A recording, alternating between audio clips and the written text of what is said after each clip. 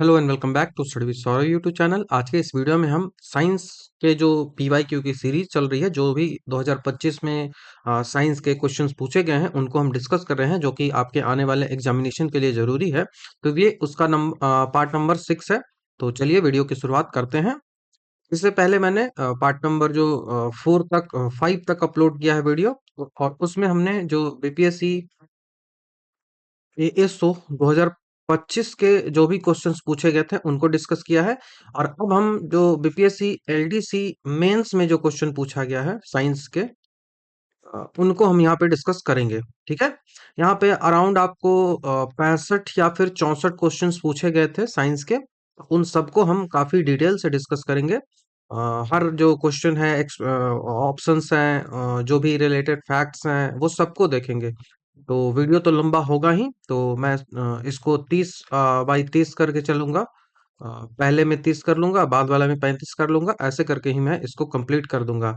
तो इससे पहले के जो वीडियोस हैं, यदि आपने नहीं देखा है तो आपको लिंक जो है प्लेलिस्ट का, वो डिस्क्रिप्शन में मिल जाएगा। वहां से आप उन वीडियोस को चेक कर लोगे। बिहार पीवाईक्यू करके एक प्लेलिस्ट बना हुआ है, वहां पे सब कुछ मिल जाएगा। तो चलिए शुरुआत करते हैं पहले सवाल से।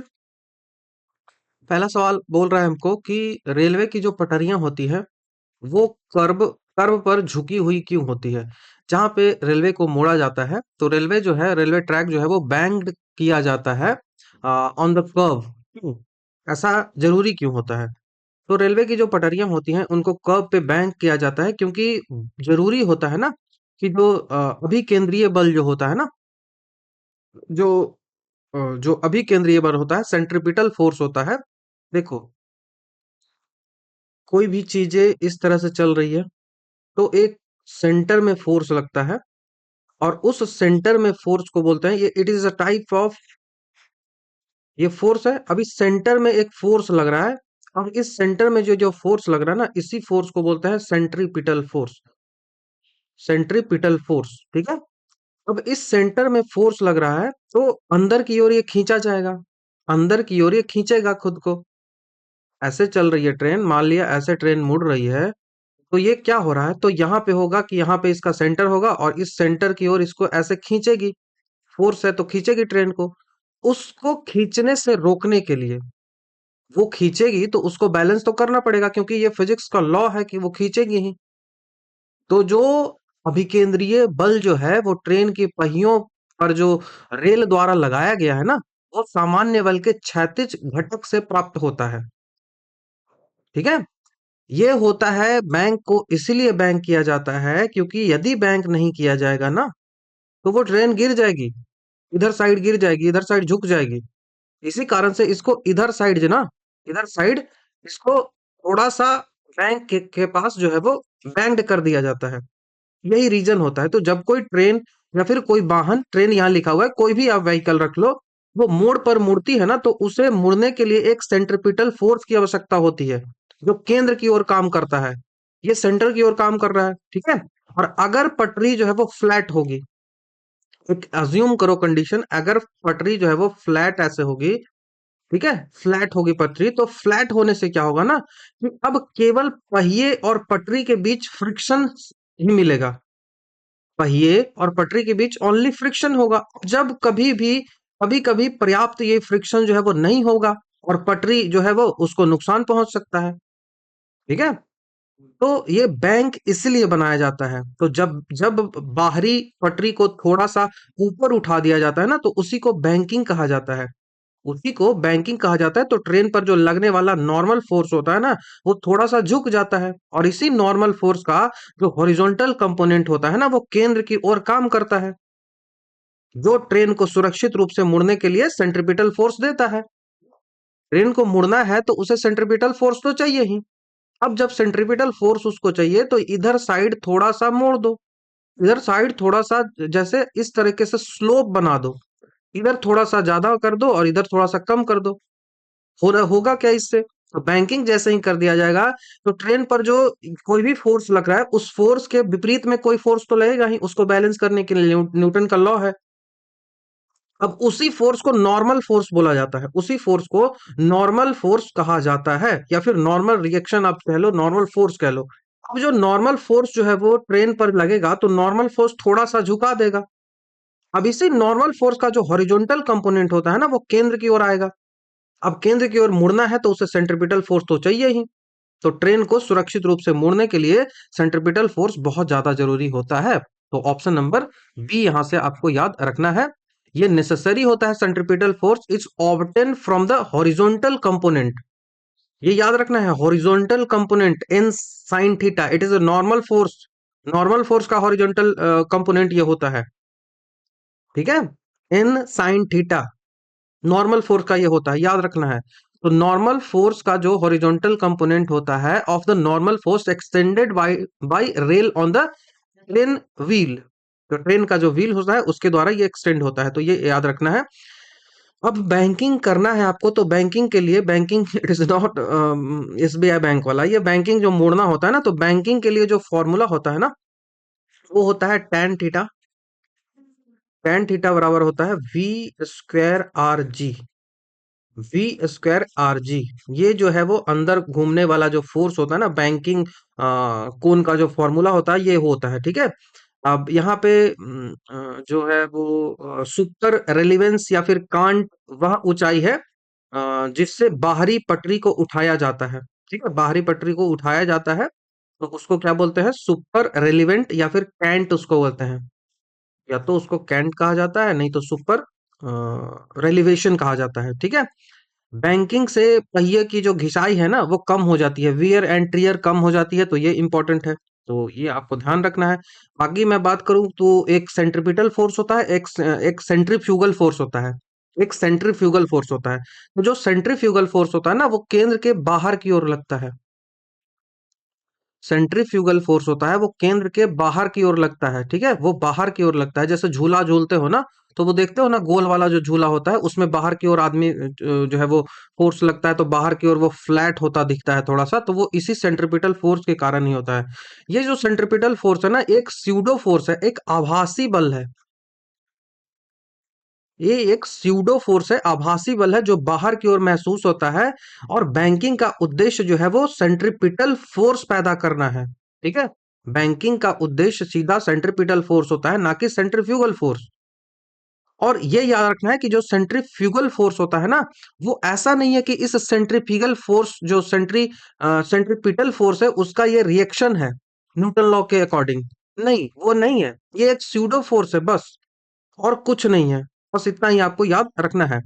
घर्षण को पूरी तरीके से खत्म करना तो संभव है नहीं, और ना ही यह बैंकिंग का मुख्य उद्देश्य होता है। बैंकिंग केवल करता क्या है, तो केवल यह घर्षण पर निर्भरता को थोड़ा सा कम करता है, जिस कारण से मुड़ने में गाड़ी को आसानी होती है, ठीक है। आई होप कि चीजें आपको मैंने क्लियर हो गई की होगी। तो कर्व्ड मोशन के लिए सेंट्रीपिटल फोर्स जरूरी होता है। बैंकिंग प्रोवाइड करता है फोर्स जो कि हॉरिजॉन्टल फोर्स होता है नॉर्मल कंपोनेंट का, ठीक है, नॉर्मल कंपोनेंट होता है हॉरिजॉन्टल फोर्स का। एडवांटेज होता है कि ये रिड्यूस करता है dependency on friction and prevent करता है जो वियर एंड टियर होता है उसका, ठीक है। तो चलिए नेक्स्ट सवाल की ओर बढ़ते हैं। नेक्स्ट सवाल है कि cooking is done quickly in pressure cooker because, pressure cooker में खाना क्यों जल्दी बन जाता है, ये आपसे पूछा जा रहा है। तो प्रेशर कुकर में होता क्या है ना कि बॉइलिंग पॉइंट जो है ना, बॉइलिंग पॉइंट जो है वो क्या होता है कि बॉइलिंग पॉइंट इंक्रीज हो जाता है।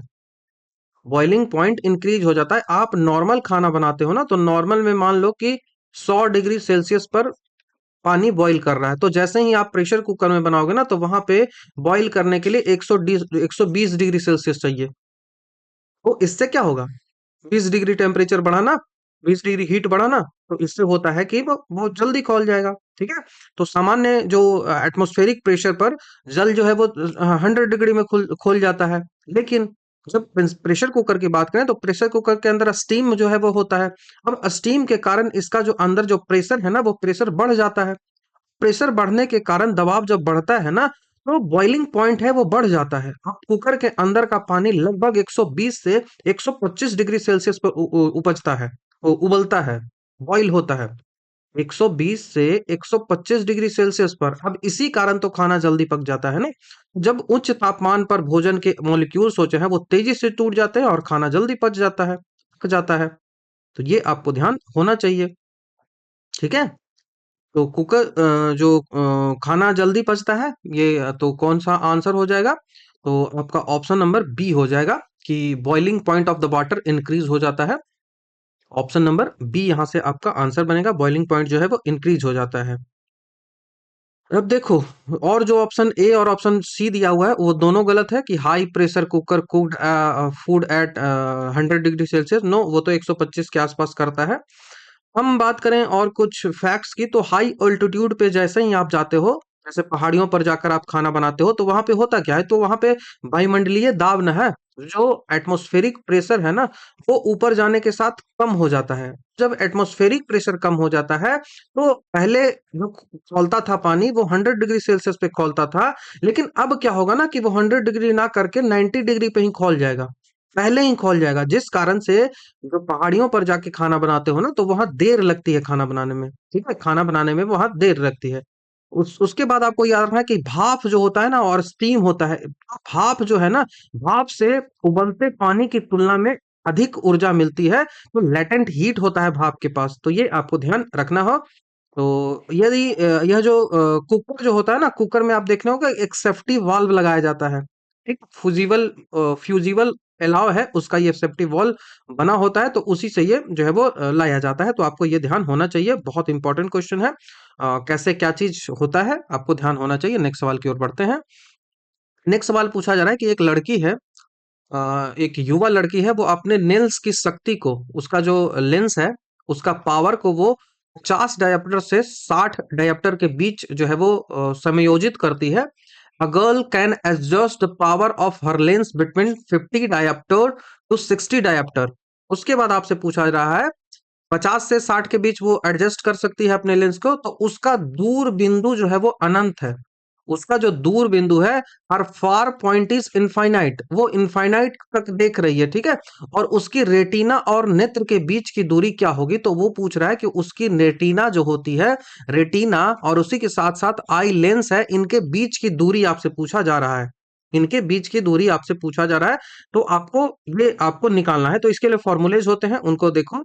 देखो, जब आंख जो होता है ना, तो आंख का जो फार पॉइंट है वो अनंत होता है, हमेशा आंख का फार पॉइंट अनंत होता है। तो आंख का जो मांसपेशियां होता है ना, से जो सिलियरी मांसपेशियां होती हैं, वो सबसे अधिक रिलैक्स्ड होती है। और लेंस के जो पावर होती है ना, वो सबसे कम उस समय होती है जब वो फार पॉइंट पे होता है। जब भी फार पॉइंट पे होता है, तो फार पॉइंट पे होने से क्या होता है, सबसे दूर जो अनंत होने से क्या होता है, तो अनंत तक देख रही होती है। इस कारण से जो मसल्स होती है ना, सिलियरी मसल्स होती हैं, वो रिलैक्स्ड होती हैं। सिलियरी मसल्स जो होती हैं, वो रिलैक्स्ड होती हैं, आराम करती हैं, आराम में होती हैं, ठीक है। अब इस आराम के कारण जो लेंस होती है ना, जो लेंस का पावर होता है, जिसको डायप्टर में आप नापते हो, लेंस का पावर जो है वो कम होता है, न्यूनतम होता है यहाँ पे, जब हम दूर देखते हैं तो। ठीक है, तो ये आपको कंसेप्ट तो समझ में आया है। अब देखो, बात करते हैं कि क्या क्या हमको दिया हुआ है। तो हमको दिया हुआ है मिनिमम पावर। मिनिमम पावर उसका क्या है, तो 50 डायोप्टर है। ठीक है, मिनिमम पावर उसका 50 डायोप्टर है। उसके बाद उसका फार पॉइंट क्या है, फार पॉइंट क्या है, तो उसका फार पॉइंट जो है वो इनफाइनाइट है। फार पॉइंट को हम यू ऐसे डिनोट करते हैं, और जो मिनिमम पावर है उसको हम पी से डिनोट करते हैं, ठीक है। तो ये आपको दिया हुआ। अब लेंस का फॉर्मूला क्या होता है, तो लेंस का फॉर्मूला होता है P बराबर 1/f। P बराबर 1/f। ये मीटर में होगा, सेंटीमीटर में कन्वर्ट करोगे, क्यों? क्योंकि जो डायप्टर में ये है, तो सेंटीमीटर में इसको जैसे ही कन्वर्ट करोगे तो ऊपर 100 हो जाएगा, ऊपर 100 हो जाएगा, ठीक है। तो ये आपको ध्यान रखना है, फॉर्मूला ऐसे होता है, वन पी बराबर 1/f। अब क्या है कि अब म्यू जो ये जो वस्तु की फार पॉइंट है वो दिया हुआ है इनफाइनाइट। तो जैसे ही फार पॉइंट को इनफाइनाइट दिया हुआ है, तो इमेज की दूरी जो v होगी ना, वो फोकल लेंथ के बराबर होगी। याद रखो कि जब ये जो है वो इनफाइनाइट दिया हुआ है, तो जो इमेज की दूरी होगी जिसको v से डिनोट करते हैं, वो होगा, वो फोकल लेंथ के बराबर होता है। वो फोकल लेंथ के बराबर होता है, ठीक है, वो फोकल लेंथ के बराबर होता है। अब जो फॉर्मूला आपको याद रखना है वो होता है लेंस का formula 1/v minus 1/u, 1/u बराबर ई, ठीक है। तो यहाँ पे आप जब पुट करोगे कि 1/v minus one by infinite, infinite बराबर 1/50। 1/50 कहाँ, फिर सिर्फ 50 होगा ना, पी 50 है, ठीक है। तो यहाँ से वैल्यू क्या आपका निकल के आएगा, तो 1/v इक्वल टू क्या आ जाएगा, तो 1/v इक्वल टू 50 आ गया।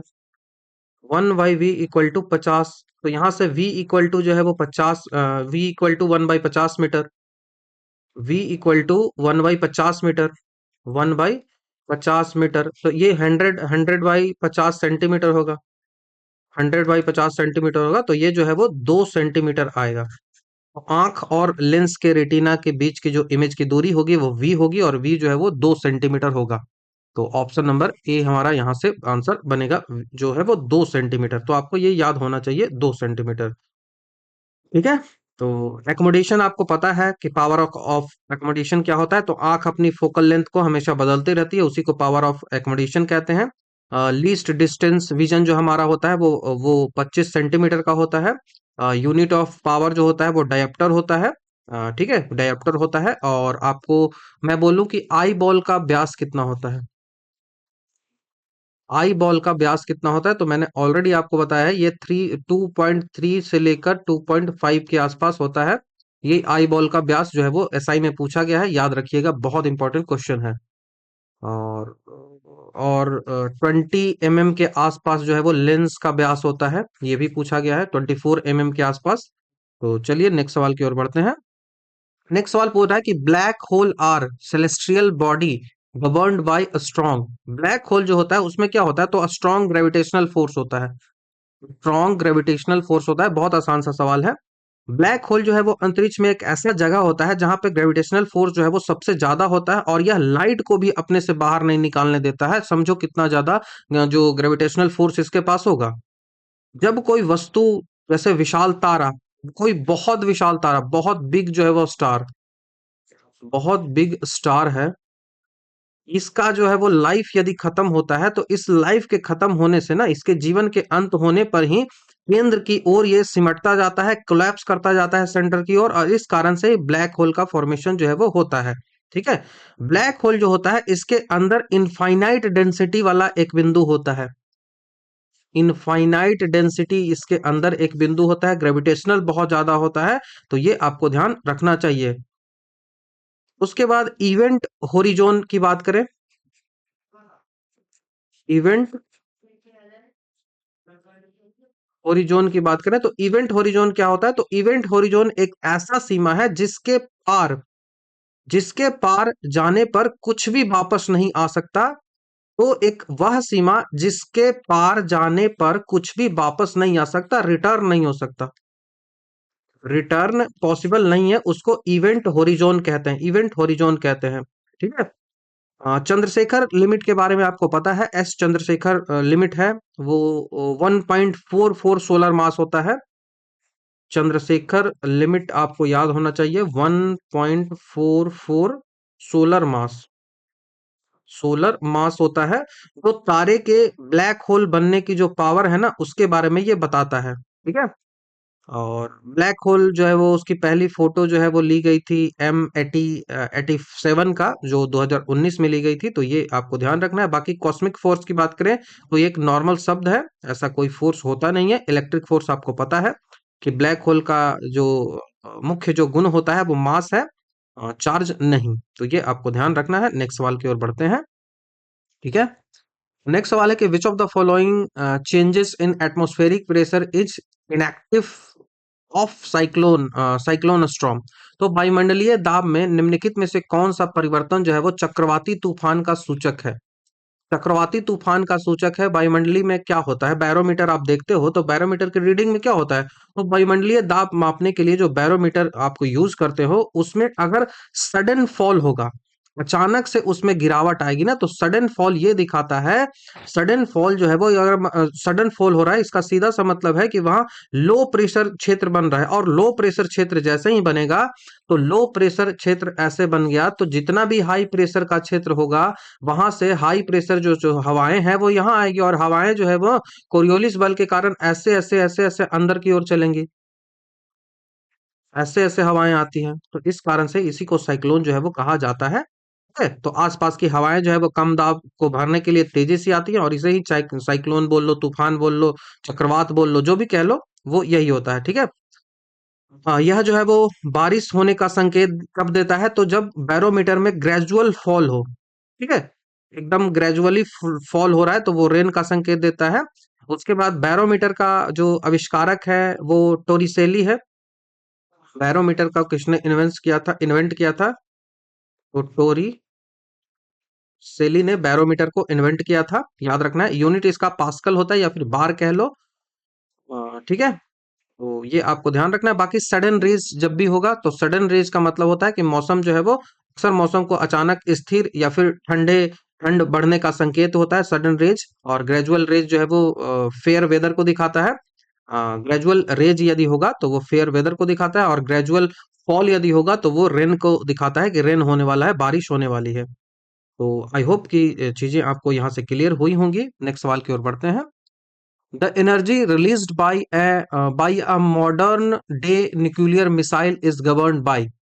जो आधुनिक परमाणु मिसाइल द्वारा जो ऊर्जा जो है वो किसके किसके द्वारा शासित होती है, कौन सा जो है वो उसके द्वारा शासित होती है? तो the energy release by a modern day nuclear missile is governed bye. तो ये जो होता है ना, वो रेडियो एक्टिव जो विघटक है, केवल परमाणु संलयन है, केवल परमाणु विखंडन है, तो सब कुछ होता है। परमाणु संलयन भी होता है, परमाणु विखंडन भी होता है।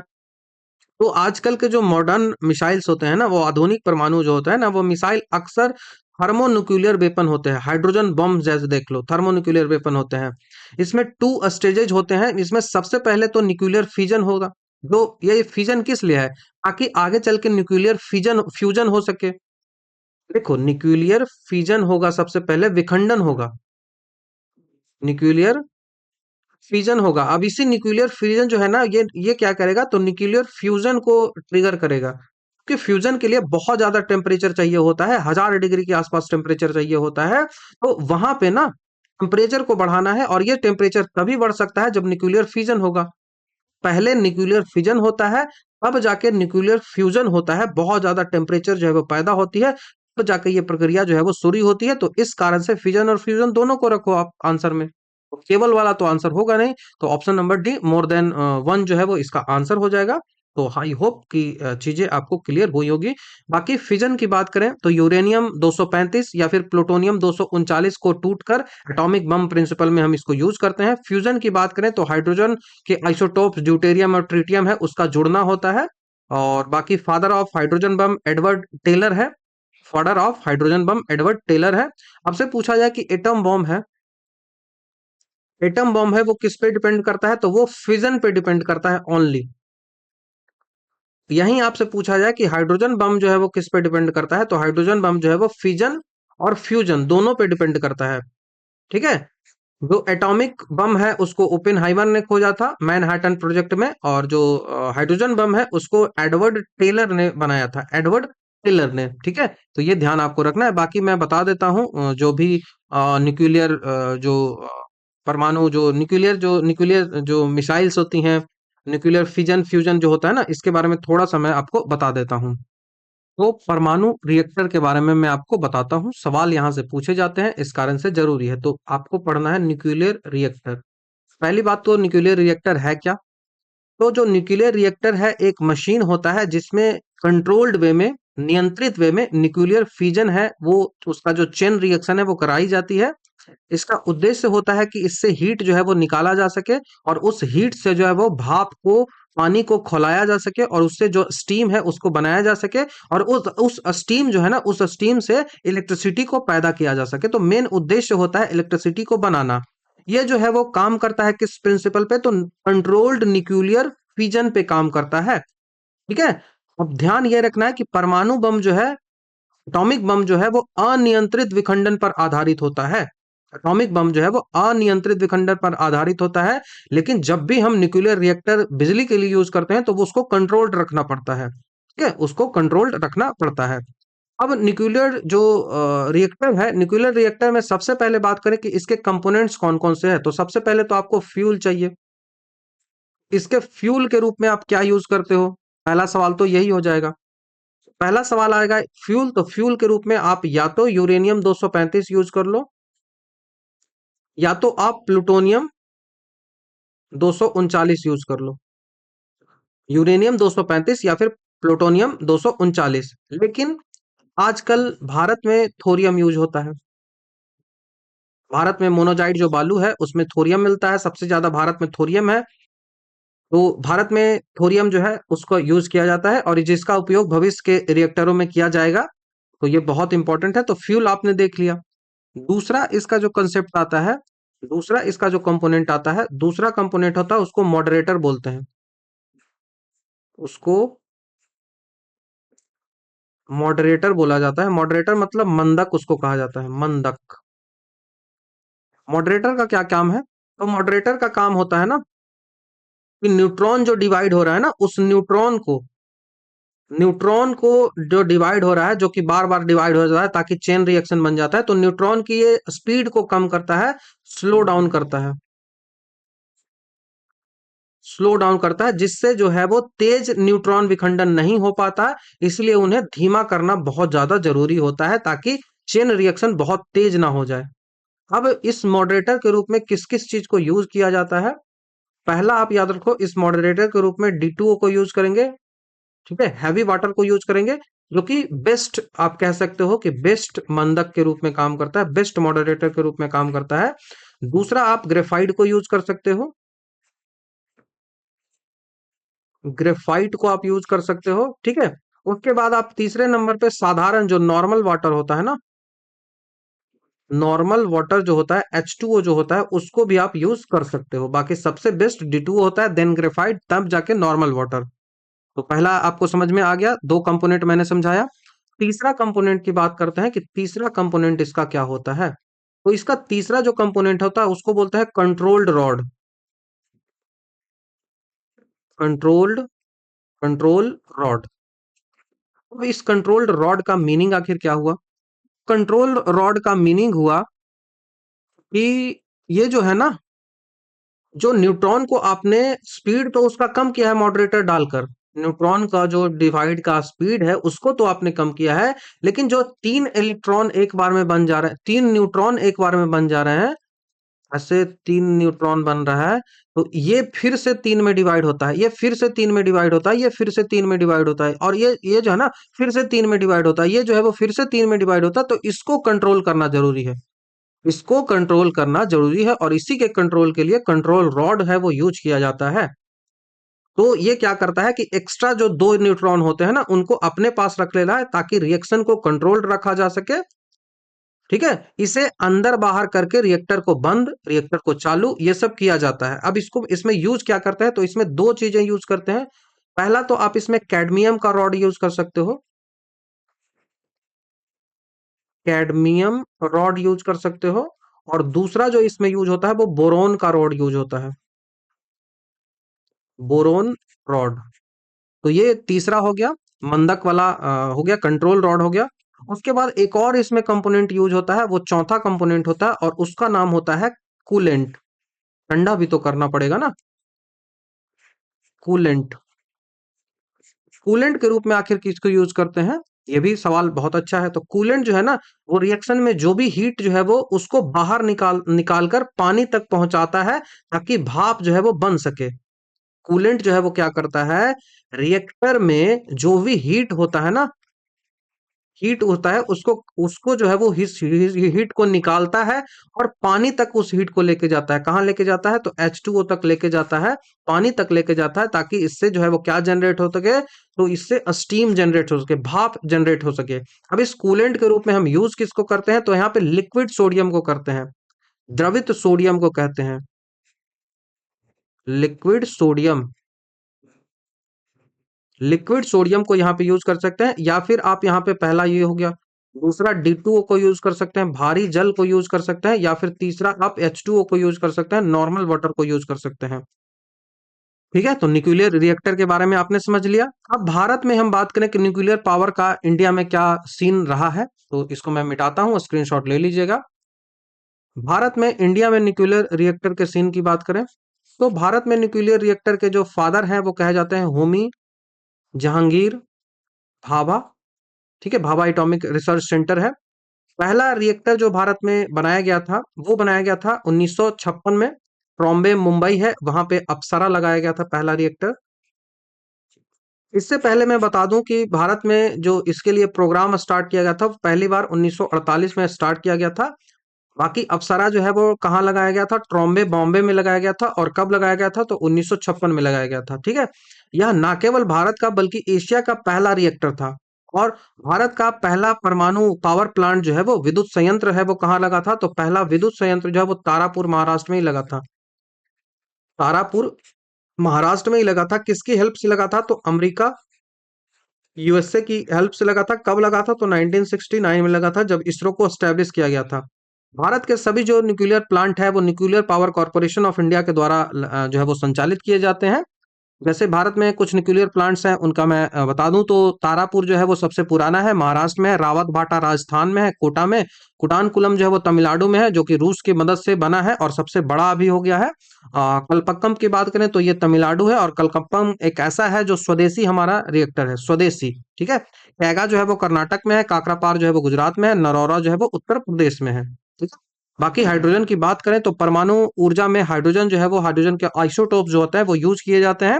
हाइड्रोजन की खोज जो है वो हेनरी कैवेंडिश ने की थी, आपको पता है। लेकिन हाइड्रोजन का नाम जो हाइड्रोजन अगर किसने दिया था तो वो पूछा जाए तो वो लेवोजियर ने दिया था। लेवोजियर ने दिया था। हाइड्रोजन को आवर्त सारणी में फर्स्ट जो प्लेस है, पहला जो तत्व है वहां पे रखा जाता है।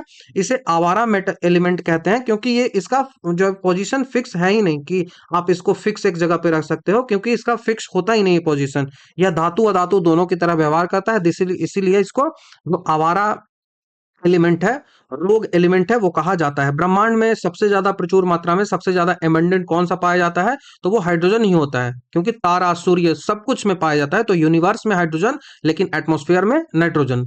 इसको फ्यूल ऑफ फ्यूचर भी कहा जाता है, क्योंकि इसकी कैलोरीफिक वैल्यू बहुत ज्यादा होती है और प्रदूषण जीरो होता है। हाइड्रोजन के तीन समस्थानिक होते हैं, प्रोटियम, ड्यूटेरियम और ट्रिटियम। प्रोटियम जो होता है वो सामान्य है, इसमें न्यूट्रॉन होता ही नहीं है। लेकिन ड्यूटेरियम और ट्रिटियम है, उसमें न्यूट्रॉन होता है। तो ड्यूटेरियम का जो है वो ड्यूटेरियम, जिसको डी से भी डिनोट करते हैं, और इसको हैवी वाटर भी कहा जाता है, D2O है। इसी ड्यूटेरियम और ऑक्सीजन से मिलाकर जो है वो परमाणु रिएक्टर में मॉडरेटर का यूज किया जाता है। हैवी वाटर की खोज किसने की थी? अभी पूछ लिया जाए कि D2O की खोज जो है वो किसने की थी, तो D2O की खोज जो है वो यूरे ने की थी। यूरे यूरे ने D2O की खोज की थी। ट्रिटियम की बात करें तो ट्रिटियम एकमात्र हाइड्रोजन का समस्थानिक है जो कि रेडियो एक्टिव होता है। रेडियो एक्टिव होता है, तो ये आपको ध्यान रखना है। बाकी जो भी जरूरी था मैंने बता दिया है। आई आई होप कि नेक्स्ट सवाल की ओर बढ़ते हैं। नेक्स्ट सवाल की ओर हम बढ़े तो नेक्स्ट सवाल पूछा रहा है कि when a current passes through a magnetic spring, magnetic spring से जब करंट पास करती है तो क्या होता है? ये सवाल पूछा जा रहा है। तो जब भी मैग्नेटिक स्प्रिंग से आप पास करते हो करंट को, तो ये जो है वो कॉन्ट्रैक्ट होता है, कंप्रेस होता है। ठीक है। तो ये कंप्रेस हो जाता है, संकुचित हो जाता है। ऑप्शन नंबर बी आपका आंसर हो जाएगा। जब स्प्रिंग के चक्कर जो होते हैं ना, जो टर्न्स होते हैं, स्प्रिंग होता है कैसे है देखो। स्प्रिंग ऐसा ही है तो होता है ना। तो ये जो स्प्रिंग के टर्न्स होते हैं ना, ये करंट, इसमें टर्न्स में करंट बह रहा है। अब ये जो करंट बहता है ना, तो हर टर्न में, हर टर्न जो होता है ना, वो एक सर्कुलर रूप की लूप की तरह व्यवहार करता है। ईच टर्न्स, एक टर्न है वो एक सर्कुलर रूप, ये टर्न है एक सर्कुलर रूप। तो ये एक सर्कुलर लूप की तरह व्यवहार करता है। अब स्प्रिंग के किन्हीं दो सटे हुए टर्न के जो करंट होते हैं, उनकी दिशा एक जो जैसी होती है, सेम डायरेक्शन में होती है। तो रूल क्या कहता है? रूल कहता है कि parallel current moving in the same direction attract each other. Parallel current जो है वो यदि एक डायरेक्शन में मूव कर रहा है तो वो एक दूसरे को अट्रैक्ट करेगा। चूंकि सभी टर्न जो है वो एक दूसरे को अट्रैक्ट करते हैं, इस कारण से स्प्रिंग जो है वो कंप्रेस हो जाती है। अब स्प्रिंग जो है वो दब जाती है, क्योंकि ये वाला इसको अट्रैक्ट कर रहा है, ये वाला इसको अट्रैक्ट कर रहा है, ये इसको कर रहा है, ये इसको कर रहा है। तो बाद में स्प्रिंग की जो साइज है वो छोटी छोटी हो जाएगी, ऐसे हो जाएगी। तो ये कंप्रेस्ड हो जाती है। आपको समझ में आया क्यों होती है? आपको पता है सर्कुलर लूप बनता है, और हर लूप जो है वो सेम डायरेक्शन में करंट जो है वो फ्लो करता है, जिस कारण से एक दूसरे को वो हर लूप अट्रैक्ट करता है, और अट्रैक्ट करने के कारण ये प्रेशर जो है वो स्प्रिंग पर दाब बनता है और वो कंप्रेस हो जाती है। ठीक है। तो करंट ले जाने वाली स्प्रिंग या फिर कुंडली जो होती है ना, इसको हम क्या बोलते हैं? तो इसको एक अलग नाम दे दिया जाता है और इसको बोलते हैं सोलेनॉइड। उसको सोलेनॉइड कहा जाता है, यह आपको याद रखना होगा। बाकी बात करें ओसिलेट्स की, तो यह जो है वो ओसिलेट्स तब हो सकता है जब करंट को बार बार चालू बंद किया जाए, तो गुरुत्वाकर्षण काम करेगा, लेकिन स्थिर करंट पर कोई भी कंप्रेशन होगा। ठीक है, लेकिन स्थिर जो करंट होता है उस पर केवल कंप्रेशन ही होता है, ये याद रखना है। तो एक्सपेंड कब होगा? तो एक्सपेंड तब होगा जब करंट की दिशा विपरीत डायरेक्शन में होगी, तब एक्सपेंड होगा, बाकी तो कंप्रेस ही होगा। तो बहुत पूछा जाता है, ये आपको याद रखना होगा। एक फोर्स मैं बताता हूं, लॉरेंज्ड फोर्स। लॉरेंज्ड फोर्स होता है, वो क्या होता है? तो ये जो कोई भी चार्ज पार्टिकल है, चार्ज्ड पार्टिकल है, तो चार्ज्ड पार्टिकल पर जो फोर्स लगता है ना, चार्ज पार्टिकल पर जो भी फोर्स लगता है, उसी फोर्स को हम बोलते हैं कि लॉरेंज्ड फोर्स है। तो आपको ये समझ में आना चाहिए, सेम डायरेक्शन में करंट अट्रैक्ट करेगा, स्प्रिंग प्लस करंट जो है वो कंप्रेशन की ओर दिखाता है। ठीक है, तो ये आपको पता होना चाहिए। नेक्स्ट सवाल की ओर बढ़ते हैं। नेक्स्ट सवाल है कि 10 मीटर की गहराई, 10 मीटर से गिराई गई एक गेंद जमीन से टकराती है और 10 मीटर तक उछलती है, तो आपसे पूछा जा रहा है कि कोफिशिएंट ऑफ रेस्टिट्यूशन क्या है, त्या प्रत्यायन गुणांक क्या है? ठीक है, तो एक गेंद है, ये गेंद जो है वो नीचे गिरी, ये सरफेस है, इस सरफेस पे ये गेंद नीचे गिर गई। अब नीचे गिरी, ये हाइट कितनी है इसकी? तो इसकी हाइट बताया गया है कि 20 मीटर से ये गिरी है। अब 20 मीटर से गिरने के बाद ये गेंद पहले तो यहाँ पहुंची, अब यहाँ पहुंचने के बाद फिर से ये उठी गेंद और अराउंड यहाँ तक पहुंच गई, तो 10 मीटर वो उछली भी, 10 मीटर बाउंस बैक भी किया, क्योंकि इलेक्ट्रिसिटी का उसका गुण है। तो पूछा जा रहा है ना कि प्रत्यानयन गुणांक, कोइफिशिएंट ऑफ रेस्टिट्यूशन क्या होता है? तो कोइफिशिएंट ऑफ रेस्टिट्यूशन क्या है? तो रेस्टिट्यूशन ये बताता है ना कि कर जो है वो कितनी इलास्टिक है। इलास्टिक कहने का मतलब कि वो कितना ज्यादा खींचा जा सकता है, कितना ज्यादा कंप्रेस किया जा सकता है, वही इलास्टिसिटी होती है। ठीक है, वही इलास्टिसिटी होती है। तो इसी इलास्टिसिटी के बारे में आपसे पूछा जा रहा है। इलास्टिसिटी का सीधा आपसे आपको फॉर्मूला याद रखना है, और तो कुछ इसके लिए है नहीं। तो इसमें होता है कि under root h final, height final जो है वो क्या है, और हाइट इनिशियल क्या था, हाइट इनिशियल क्या था।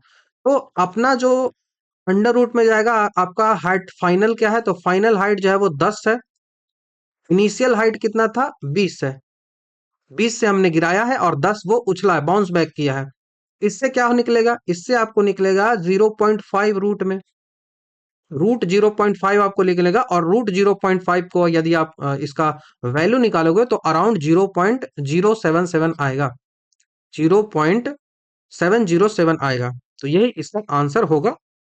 ठीक है, तो ये आपको ध्यान रखना होगा।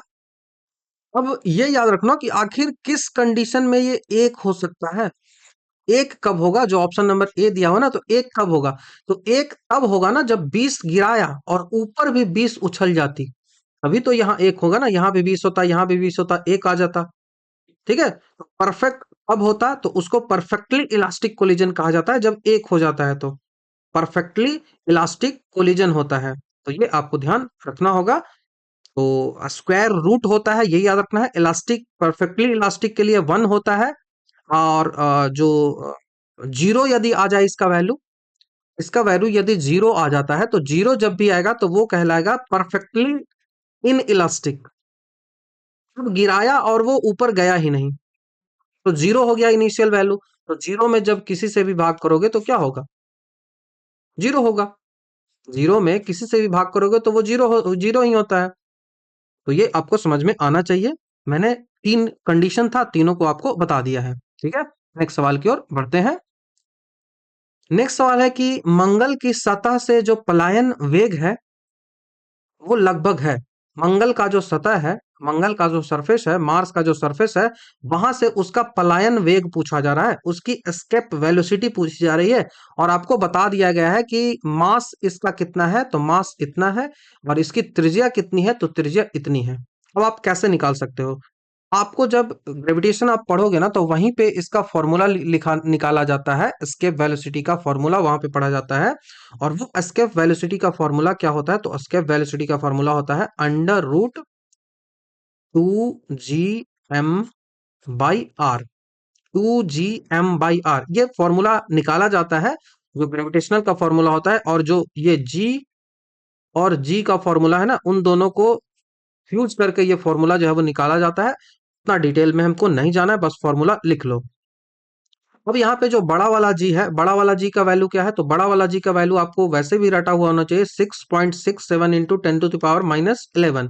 इसका यूनिट भी याद रखना होता है, newton metre square per KG square. Newton metre square per KG square, ठीक है। तो ये वैल्यू हम पुट करेंगे, इसको वैल्यू पुट करेंगे, तो वैल्यू पुट करने पे क्या होगा कि 2 है तो 2 से गुना करेंगे, कितने में करेंगे? तो 6.67 इंटू 10⁻⁻11। उसके बाद मास इसका कितना दिया हुआ है? तो मास इसका दिया हुआ है 6.42 इंटू 10⁻23। अब ये जो है वो रूट में है। अब इस पे रेडियस कितना दिया हुआ है? तो रेडियस दिया हुआ है 3.39 इंटू 10⁻6। अब इसी को सॉल्व करना है, तो इसको जब आप सॉल्व करोगे तो कितना आएगा? इसको आप सॉल्व करोगे तो अराउंड आपको सॉल्व करने के बाद 0.02 किलोमीटर पर सेकेंड आएगा। 0.02 किलोमीटर पर सेकेंड। जीरो बोल रहा हूँ, 5.02 किलोमीटर पर सेकेंड। 5.02 किलोमीटर पर सेकेंड। तो देखो यहाँ पे 5.3 है, तो ऑप्शन नंबर ए। बाकी आपको ये रट जाना है, बाकी आपको ये रट जाना है, ये याद रखना है, बहुत इंपॉर्टेंट है। अब आपको दिया हुआ है ऑप्शन नंबर 1 11.2। 11.2 जो किलोमीटर पर सेकेंड जो है, ये किसकी एस्केप वेलोसिटी है? तो ये अर्थ की है, ये अर्थ की एस्केप वेलोसिटी है, ठीक है।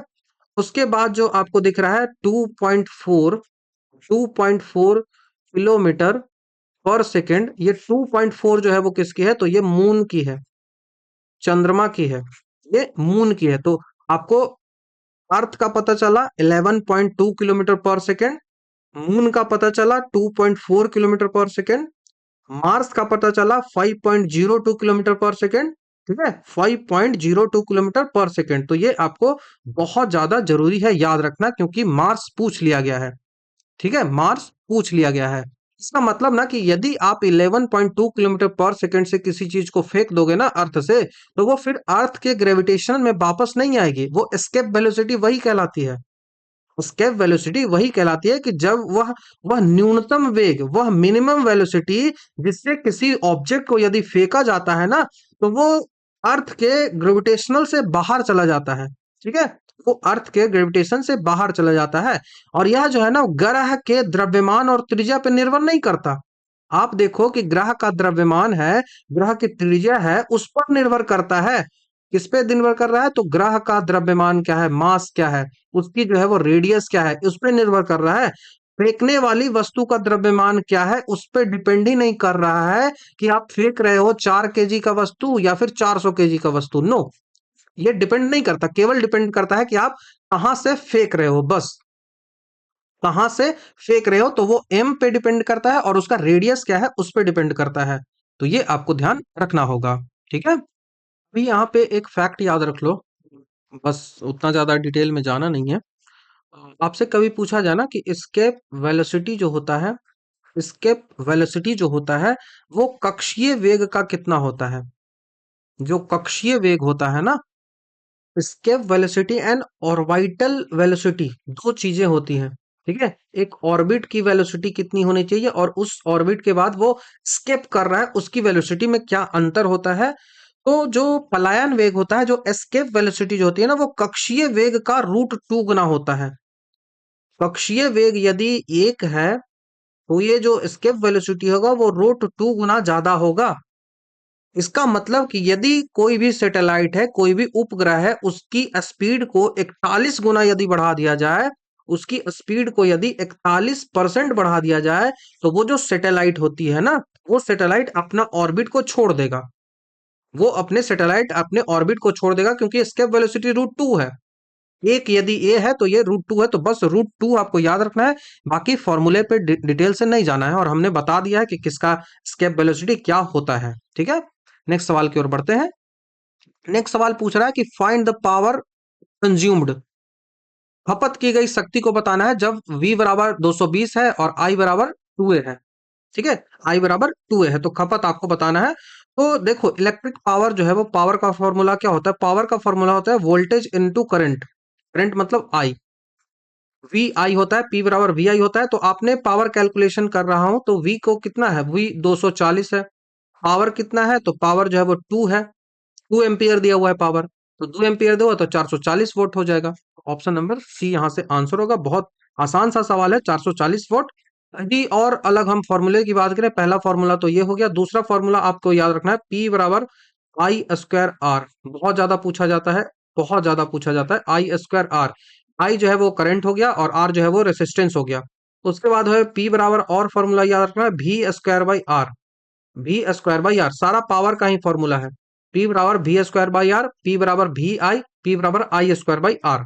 ठीक है, कॉमर्शियल यूनिट की बात करें तो एक यूनिट जो आप बिजली उठवाते हो ना, उसका मतलब क्या हुआ? एक यूनिट बिजली उठा रहा है, मतलब आपका मतलब है कि आप 1 किलो वाट जो है ना, वो बिजली आपकी उत्पन्न हो रही है। 1 किलो वाट जब आप खत्म कर दोगे तो 1 यूनिट कहलाती है। और 1 किलोवाट का मतलब क्या होता है कि 3.6 into 10 to the power 6 joule बिजली आपने खर्च किया, तो वो 1 किलोवाट कहलाता है। और 1 किलोवाट को 1 यूनिट बोला जाता है। एक हॉर्स पावर बराबर 746 वाट होता है, तो ये आपको ध्यान होना चाहिए। बाकी मैंने फॉर्मूला बता दिया है। और स्टैंडर्ड डोमेस्टिक वोल्टेज की बात करें तो वो कितना होता है हमारे यहाँ? तो वो 220 वोल्ट ही होता है, 220 वोल्ट ही होता है। तो आपको ये ध्यान होना चाहिए। नेक्स्ट सवाल की ओर बढ़ते हैं। नेक्स्ट सवाल बोल रहा है यूनिट ऑफ मैग्नेटिक फ्लक्स क्या है? मैग्नेटिक फ्लक्स का यूनिट जो है वो वेबर होता है। मैग्नेटिक फ्लक्स का यूनिट वेबर होता है। मैग्नेटिक फ्लक्स क्या है? तो किसी निश्चित एरिया से होकर गुजरने वाले कुछ चुंबकीय रेखाओं की संख्या है ना, जो नंबर है, उनको यदि हम मेजर करते हैं तो उसी को फाई से डिनोट करते हैं। ऐसे फाई है, उससे डिनोट किया जाता है, और इसी को मैग्नेटिक फ्लक्स जो है वो किया जाता है, कहा जाता है।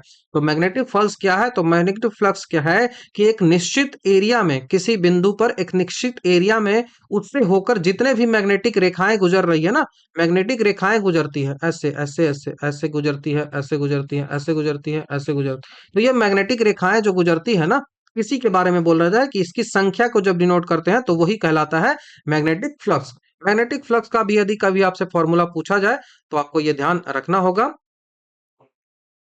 मैग्नेटिक फ्लक्स का यदि आपसे फॉर्मूला पूछा जाए तो डिनोट ऐसे करते हैं, इसमें होता है B dot A dot cos theta. यहाँ पे जो बी है वो मैग्नेटिक फील्ड को दिखा रहा है, मैग्नेटिक फील्ड को दिखा रहा है। ए जो है वो एरिया को दिखा रहा है, और ये जो है वो कॉस थीटा एंगल को दिखा रहा है। ठीक है, एसआई यूनिट की बात करें तो चुंबकीय फ्लक्स जो है वो उसका एसआई यूनिट वेबर होता है, यही पूछा गया। एक वेबर वह फ्लक्स होता है जो 1 सेकंड में 1 वोल्ट विद्युत वाहक बल, ठीक है, वीईएमएफ, इलेक्ट्रोमोटिव फोर्स जो है वो उत्पन्न कर देता है, उसी को हम वेबर कहते हैं। ये आपको ध्यान होना चाहिए। चुंबकीय फ्लक्स होता है, फ्लक्स है उसका वेबर तो एसआई यूनिट है, एसआई यूनिट है। अब आपको यूनिट मैग्नेटिक फ्लक्स का क्या है? वेबर है, एसआई यूनिट है। अब इसका सीजीएस यूनिट भी तो होगा, सीजीएस यूनिट भी होगा, तो सीजीएस यूनिट इसका मैक्सवेल होता है। सीजीएस यूनिट इसका मैक्सवेल होता है, याद आपको रखना है। एक वॉट बराबर कितना होता है? एक वेबर बराबर, वाट नहीं वेबर है, एक वेबर बराबर कितना होता है? तो 10 to the power 8 मैक्सवेल होता है, 10 to the power 6 मैक्सवेल होता है। टेस्ला बहुत बड़ी इकाई होती है, ठीक है, टेस्ला बहुत बड़ी इकाई होती है, और उसी तरह से गॉस एक छोटी इकाई है। टेस्ला बहुत बड़ी इकाई होती है इसके लिए, और गॉस है जो छोटी इकाई है। एक टेस्ला बराबर क्या होता है? एक टेस्ला इक्वल टू होता है 10 to the power 4 Gauss. Gauss law physics में पढ़ना होता है। ठीक है, तो ये आपको ध्यान रखना है। सोलर क्वांटिटी की बात करें तो चुंबकीय फ्लक्स जो है वो स्केलर क्वांटिटी है, सोलर बोल रहा हूँ, स्केलर क्वांटिटी है चुंबकीय फ्लक्स। मैग्नेटिक फ्लक्स जो है वो एक स्केलर क्वांटिटी है, ये याद आपको रखना है। हेनरी की बात करें तो हेनरी जो आपको ऑप्शन में दिया हुआ है, ये हेनरी है वो इंडक्शन का इकाई होता है। इंडक्शन मतलब प्रेरक का, इंडक्टेंस का है। और एम्पियर की बात करें तो ये इलेक्ट्रिक करंट का है। टेस्ला की बात करें तो ये मैग्नेटिक फ्लक्स डेंसिटी को दिखाता है, चुंबकीय फ्लक्स घनत्व को दिखाता है, या फिर मैग्नेटिक फील्ड को इकाई को दिखाता है। एक टेस्ला बराबर क्या होता है? एक टेस्ला बराबर एक वेबर पर मीटर स्क्वायर होता है। तो जो भी जरूरी था हमने बता दिया है, याद आपको रखना है, फ्लक्स का वेबर, फ्लक्स डेंसिटी का टेस्ला, इंडक्टेंस का हेनरी और करंट का एम्पियर। नेक्स्ट सवाल की ओर बढ़ते हैं। नेक्स्ट सवाल है कि what is the dimension formula of pressure? Pressure का डायमेंशन फॉर्मूला से क्या है? तो प्रेशर क्या होता है? प्रेशर होता है, प्रेशर जो होता है वो force applied by unit area. एक यूनिट एरिया में कितना ज्यादा फोर्स आप लगा रहे हो, कितना ज्यादा फोर्स आप लगा रहे हो। तो फोर्स का फॉर्मूला क्या होता है? फोर्स का फॉर्मूला होता है mass into acceleration. Mass into acceleration. अब मास का फॉर्मूला क्या होता है? तो मास का जो है वो यूनिट m होता है, और एक्सेलरेशन का होता है L t-2। तो इसका डायमेंशन क्या होगा? M L t-2। M L t-2 force का है, तो फोर्स का डायमेंशन पहले लिख लो, M L t-2। अब उसके बाद एरिया का डायमेंशन की बात हो रही है, तो एरिया का डायमेंशन होता है लेंथ स्क्वायर।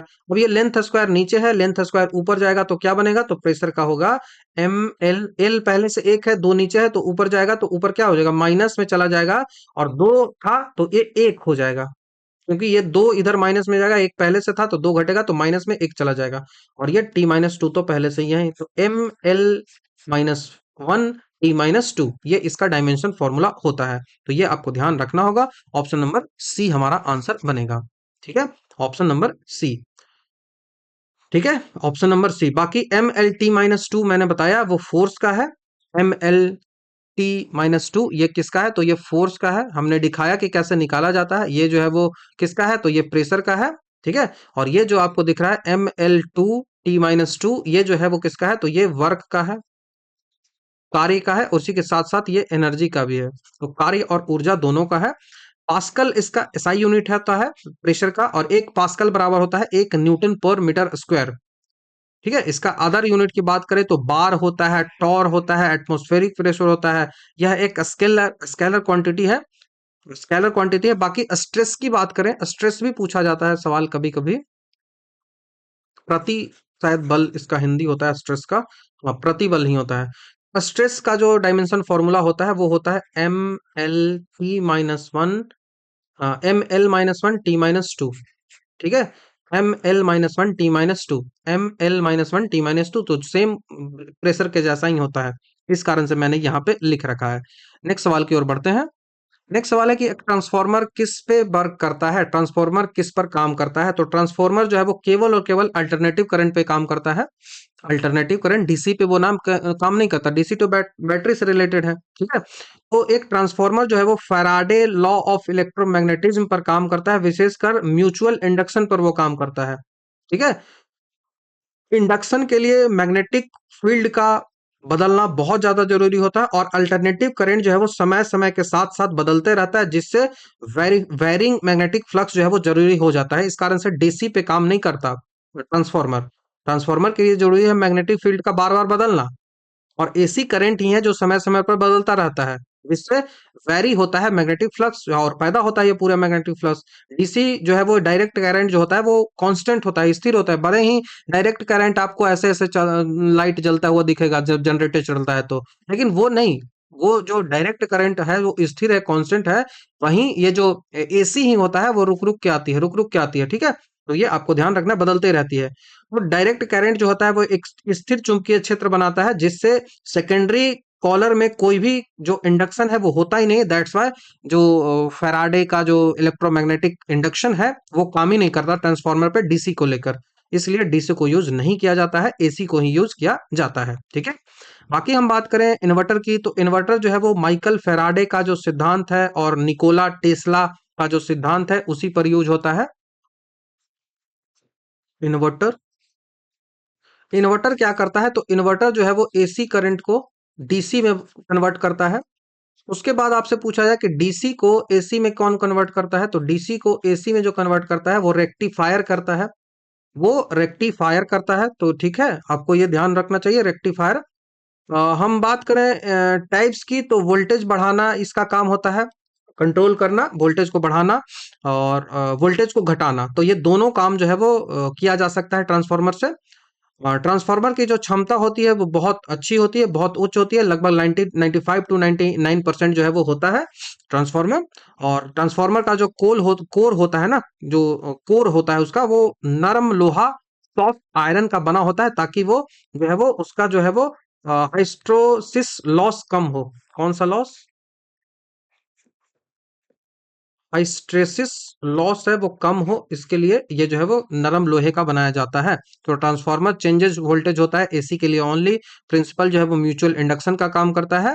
और फ्रीक्वेंसी एंड पावर जो है वो इसका चेंज नहीं होता है, तो ये आपको ध्यान रखना होगा। नेक्स्ट सवाल की ओर बढ़ते हैं। नेक्स्ट सवाल है कि an object cover equal distance in 2 second, 4 second and 8 second in successive interval of time, what is the motion? एक वस्तु जो है वो 2 सेकंड, 4 सेकंड और 8 सेकंड के क्रमिक अंतराल से समान दूरी तय करती है, तो उसकी गति क्या है, उसकी स्पीड क्या है, ये आपसे पूछा जा रहा है। ठीक है, उसकी स्पीड क्या है? पहला गति वो किससे चल रहा है, तो v1 जो पहली बार जो गति कर रहा है वो d/2 कर रहा है।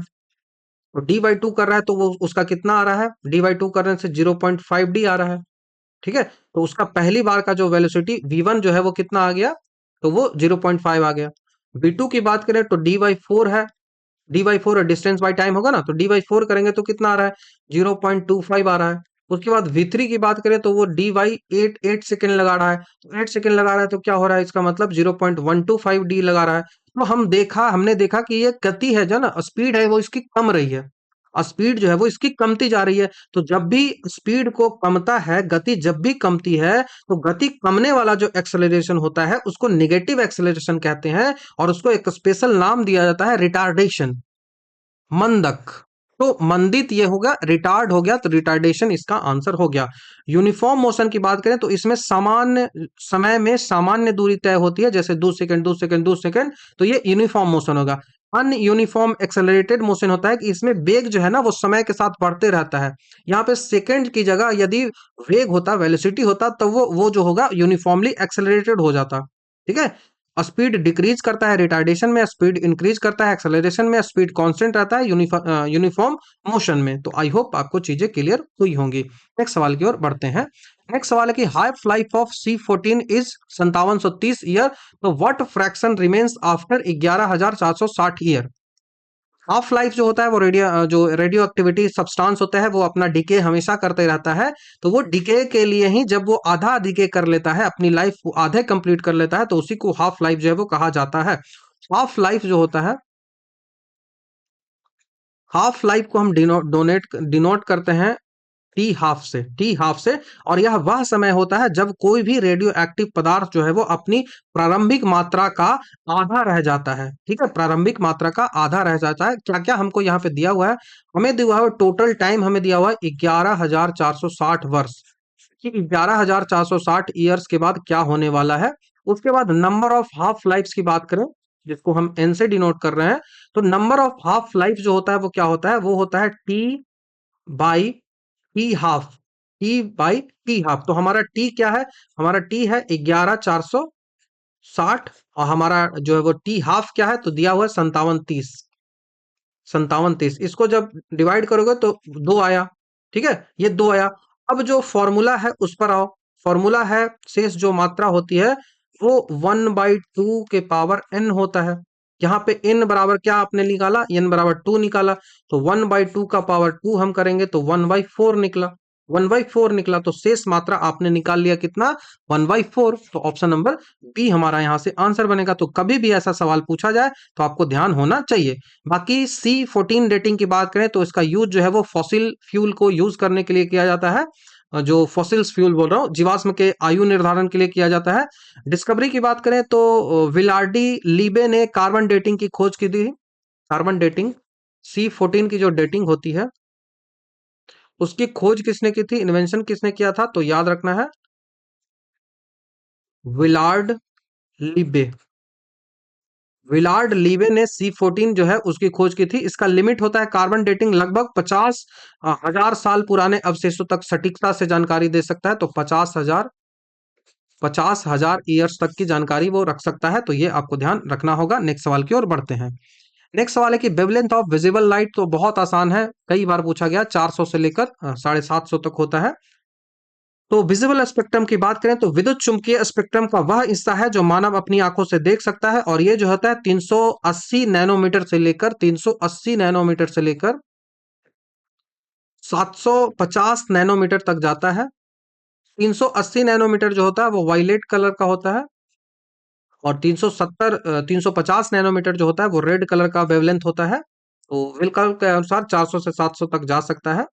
बाकी 7800 भी कहीं आपको देखने को मिलेगा, 7500 की जगह तो भीप गए। और आपको पता है बैगनी का तरंग दैर्ध्य जो है वो सबसे कम होता है, और लाल का तरंग दैर्ध्य जो है वो सबसे ज्यादा होता है। बाकी लाल रंग की जो फ्रीक्वेंसी है वो सबसे कम होती है। देखो, फ्रीक्वेंसी और जो लैम्डा है ना, वो एक दूसरे के इनवर्सली प्रोपोर्शनल होते हैं। ठीक है। तो रेड कलर की बात करें तो रेड का कलर क्या है, रेड कलर का जो वेवलेंथ है, रेड कलर का जो वेवलेंथ है, तो वेवलेंथ को लैम्डा से दिखाएंगे तो वेवलेंथ रेड कलर का होगा, लाल कलर के जो वेवलेंथ होगा वो सबसे ज्यादा होगा। लेकिन लाल का जो फ्रीक्वेंसी होगा वो सबसे कम होगा, क्योंकि ये इनवर्सली प्रोपोर्शनल है। बस याद रखिएगा, बैंगनी नीला रंग जो है वो सबसे ज्यादा स्कैटर करता है। क्यों? क्योंकि उसका वेवलेंथ जो है वो कम है, जिस कारण से वो स्कैटर बहुत ज्यादा कर देता है। ये याद रखना है। बाकी एक न्यूटन न्यूटन मीटर बोल रहा हूँ, एक नैनोमीटर बराबर 10⁻⁻⁹ मीटर होता है। कई बार एग्जामिनेशन में पूछा गया है, आपको याद रखना होगा। नेक्स्ट सवाल है कि when velocity is double kinetic energy becomes. Kinetic energy जो है वो पूछ रहा है कि वेलोसिटी जो है वो हाफ mv², वेलोसिटी को डबल कर देंगे तो v को डबल कर देंगे तो वो 4 गुना हो जाएगा। ऑप्शन नंबर ही आपका आंसर होगा। ठीक है। बाकी काइनेटिक एनर्जी होता है, पोटेंशियल एनर्जी होता है। अब इसी में जो है वो बहुत सारी चीजें डिफाइन कर करके अलग अलग जो है वो पूछा जाता है क्वेश्चन। तो आगे कभी और डिस्कस करेंगे। नेक्स्ट सवाल की ओर बढ़ते हैं। Which compound gives positive iodoform test. अब केमिस्ट्री के कुछ सवाल आए हैं। ठीक है। तो केमिस्ट्री फिजिक्स वहां तक खत्म हो गया केमिस्ट्री के। और सबसे ज्यादा मैं बता दूं कि केमिस्ट्री के सवाल बहुत टफ पूछे गए थे इस एग्जामिनेशन में। तो एक एक करके चलो देखते हैं। तो कौन सा यौगिक जो है वो धनात्मक आयोडोफॉर्म परीक्षित जो है वो करता है। तो आयोडोफॉर्म टेस्ट की सबसे पहले बात करते हैं कि आखिर है क्या। तो यह उन यौगिकों द्वारा किया जाता है जिसमें मिथाइल कीटोन ग्रुप होता है, या फिर मिथाइल कार्बिनोल ग्रुप होता है, उसके द्वारा ही यह किया जा सकता है। ठीक है। आयोडोफॉर्म टेस्ट जो है वो किसके द्वारा किया जाता है, तो methyl ketone group, methyl ketone group, या फिर methyl carbinol group, methyl carbinol group या फिर मिथाइल केटोन ग्रुप, इन्हीं के द्वारा ये जो है वो किया जा सकता है आयोडोफॉर्म टेस्ट। तो ये टेस्ट यूज किस लिए होता है, तो ये टेस्ट इसीलिए यूज किया जाता है, इससे ये पता लगाया जाता है कि कोई भी ऑर्गेनिक कंपाउंड है वहां पे मिथाइल कीटोन कितना है, मिथाइल कीटोन जो ग्रुप है वो कितना है, जैसे कि एसीटोन कितना है, या फिर एक अल्कोहल जैसे कि एथेनॉल कितना है, जो अभिक्रिया करके मिथाइल कीटोनॉन बना सकता है। परीक्षण जो है वो सफेद होने पर पीले रंग का आयोडोफॉर्म जो है वो अवशेप प्रेसिपिटेट के रूप में देता है। ठीक है। और हम यह परीक्षण जो है वो मुख्य रूप से उन यौगिकों की पहचान के लिए किया जाता है जिसमें कीटोन होता है, जिसमें जो मैंने बात किया कि जो मिथाइल कीटोन होता है, या फिर मिथाइल कार्बिलोन होता है, इनमें यूज किया जाता है। तो ये आपको ध्यान रखना है। ये काम कैसे करता है उतना डिटेल से हमको जाना नहीं है, बाकी बस इतना याद रख लो। पहचान कैसे करेंगे, तो मिथाइल कीटोन जो होता है ना, और जो अल्फा मिथाइल अल्कोहल जो होता है उसकी पहचान में ये हेल्प करता है। तो बस इतना ही याद रख लो यहाँ पे। उतना ज्यादा डिटेल से जाना ही नहीं। तो हमने क्या देखा, हमने क्या देखा, positive test. Which compound give positive on iodoform test. Positive iodoform जो टेस्ट देता है वो, जैसे देखो आपको याद रखना है, एनालिसिस करें हम तो पहले तो मेथनॉल है, मेथनॉल है। और उसके बाद जो है वो हम यहाँ से तो आपका ऑप्शन एसीटोन ही हो जाएगा, क्योंकि केटोन वाला में ग्रुप में एसीटोन आएगा। तो एसीटोन पॉजिटिव देगा, ऑप्शन नंबर ए हमारा आंसर बनेगा। बाकी एथेनॉल की बात करें तो एथेनॉल जो है वो उसमें नहीं है। टू प्रोपेनॉल है, उसमें अलग अलग मतलब सब अलग अलग देता है। तो एसीटोन ही सबसे बेस्ट है, वो देता है। बाकी मेथनॉल तो देता ही नहीं है, मेथनॉल नहीं देता है। ठीक है। दो मेथनॉल जो है वो नहीं देता है। ट्रू प्रोपेन जो है वो देता है। ठीक है। तो कई सारे ऑप्शंस यहाँ पे करेक्ट आपको दिखेंगे, ये भी सही हो सकता है, ये भी सही हो सकता है, लेकिन सबसे बेस्ट जो है ना, वो एसीटोन ही होगा। ऑप्शन नंबर डी ही सबसे बेस्ट होगा। तो एसीटोन या फिर आपको एथेनॉल, सबसे कॉमन उदाहरण इसका होता है एसीटोन या फिर एथेनॉल। तो एथेनॉल भी आंसर होगा, एसीटोन भी आंसर होगा, जो भी एग्जामिनेशन में पूछा जाए। तो मल्टीपल ऑप्शन जो है वो इसके करेक्ट हो जाएंगे, एसीटोन या फिर तो विच कंपाउंड गिव्स, तो ऐसा अगर रहता ना कि नहीं देता है, तो नहीं देता है तब में मेथनॉल आंसर हो जाएगा। ठीक है, नहीं देता है तब में मेथनॉल आंसर होगा। पॉजिटिव टेस्ट नहीं देता है, निगेटिव टेस्ट देता है, तो नहीं में आंसर हो जाएगा। बाकी देता तो तीनों है, तो प्रोपेनॉल भी देता है, एथेनॉल भी देता है, एसीटोन भी देता है। Positive view. ठीक है, बाकी नेक्स्ट क्वेश्चन की ओर बढ़ते हैं, उतना डिटेल से नहीं जाना है। The rate constant of A reaction depends on, अभिक्रिया का दर जो है वो किस पे, अभिक्रिया दर का स्थिरांक जो है वो कांस्टेंट है, वो किस पर डिपेंड करता है, तो वो टेम्परेचर पर डिपेंड करता है। ठीक है, आर्हेनियस का इक्वेशन होता है, उसके अकॉर्डिंग यह समीकरण जो है वो बताता है कि टेम्परेचर और कैटलिस्ट पर ही ये डिपेंड करता है। हमने काफी डिटेल से जब रिएक्शन पढ़ाया था ना, तो वहां पे इन सब के बारे में डिस्कस किया था। तो कंसंट्रेशन पर ये डिपेंड नहीं करता, ये टेम्परेचर पे डिपेंड करता है, बस इतना आप याद रख लो। नेक्स्ट सवाल पूछता है कि डेक्रोन किसके बहुलकीकरण द्वारा संश्लेषित किया जाता है। तो आपसे पूछा जाए कि किसके पॉलिमराइजेशन के द्वारा जो है वो, पॉलिमराइजेशन सिंथेटाइजेशन के द्वारा डेक्रोन जो है वो बनता है। ठीक है, डेक्रोन जो है वो बनता है। तो डेक्रोन क्या है, तो डेक्रोन एक पॉलिस्टर है।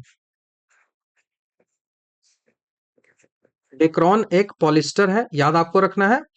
हाँ, ठीक है, डेक्रोन एक पॉलिस्टर है, तो इसका जो ऑप्शन होगा एथिल ग्लाइकॉल और डाइमिथाइल टेरेफेथिल।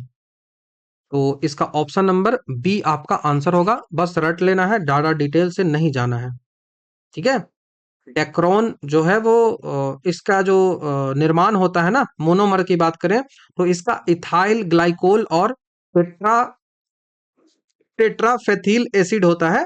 ठीक है, इथाइल ग्लाइकोल और टेट्राफेथिल एसिड होता है। तो ऑप्शन नंबर बी आपको याद रखना है। इसका यूज करते हैं कपड़ा बनाने और चुंबकीय रिकॉर्डिंग टेप में इसको यूज करते हैं। तो बाकी याद रखिएगा, बहुत इंपॉर्टेंट है। डेक्रोन में आपको याद रखना है। बाकी अभी पूछ लिया जाए आपसे नाइलोन, नाइलोन 6 कभी पूछा जाए, तो इसका जो होता है वो एडिपिक एसिड होता है। एडिपिक एसिड प्लस इसके साथ क्या होता है, तो हेक्सा मिथिलीन डाईएमाइन, हेक्सामेथिलीन डाईएमाइन, ये नेलॉन का हो गया। उसके बाद याद रखे हैं बैकेलाइट का, बैकेलाइट का, बैकेलाइट जो होता है वो फिनॉल होता है, फिनॉल होता है। उसके बाद क्या होता है, तो उसके साथ फॉर्मेल्डिहाइड होता है, फॉर्मेल्डिहाइड। तो फिनॉल और फॉर्मेल्डिहाइड बैकेलाइट का होता है। नाइलोन का adipic acid plus hexa methylene diamine होता है। तो याद आपको रखना है। चलिए नेक्स्ट सवाल की ओर बढ़ते हैं। नेक्स्ट सवाल हमसे पूछा रहा है कि what is the product form when benzene is treated with the fuming sulphur acid, sulphuric acid. तो सल्फ्यूरिक एसिड के साथ जो है वो यदि बेंजीन को रिएक्शन करवाया जाए तो क्या बनता है, ये पूछा जा रहा है। तो इलेक्ट्रिक एरोमेटिक सब्स्टिट्यूशन की बात करें, इलेक्ट्रिक एरोमेटिक सब्स्टिट्यूशन का एक उदाहरण है क्या, तो इसको बोलते हैं सल्फोनेशन। तो सल्फोनेशन इज क्या है, तो सल्फोनेशन एक एग्जांपल है किसका, तो electrophilic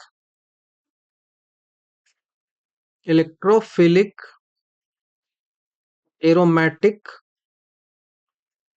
substitution, electrophilic aromatic substitution का यह उदाहरण है सल्फोनेशन। और यही जो सल्फोनेशन होता है, इसमें बेंजीन जो है ना, बेंजीन को क्या होता है, तो बेंजीन होता है C6H6। ये जो बेंजीन होता है ना, बेंजीन जो है वो फ्यूमिंग सल्फर एसिड, बेंजीन जो है वो किसके साथ आ रहा है, फ्यूमिंग सल्फ्यूरिक एसिड, जिसको हम बोलते हैं ओलेम। एग्जाम्पल के रूप में आप ले लो ओलेम। ओलेम है क्या, तो ओलेम है फ्यूमिंग